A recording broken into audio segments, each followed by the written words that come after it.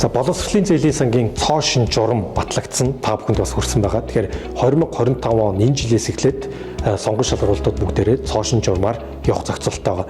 Тэгэхээр та бүхэн хэрвээ боловсролын зээлийн сангийн програмуудтай зээл, буцалтгүй тусламж, итгэлэг, хөнгөлөлтөнд хамрагдахыг хүсэх юм бол боловсролын зээлийн сангийн журмыг заавал олж уншаарай. За мөн энэ талаар би 20 минутын маш наривчлалтай дэлгэрэнгүй видео хийсэн байгаа. Энийг заавал олж уншаарай. Тэгэхээр энэ дотор бол маш олон шинэлэг зүйлүүд орсон.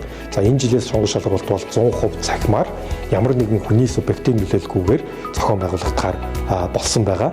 За мөн сонгон шалгаруулалтын оноожуулалт бол ялангуяа гадаад зээлэн дээр бол маш ойлгомжтой болчихсон. За 100 оноо авах ёстойгоос 25% нь бол тухайн сургуулийн шууд дэлхийд ирэмб.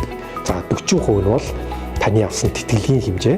За 35% нь бол сургуулийн төлбөрийн хэмжээнээс хамаарат шууд автоматар жагсах ийм сонгон шалгаруулалт руу орсон байгаа. За мөн ерөнхийлөгчийн тэтгэлэг бол үргэлжлэж явсаар байгаа.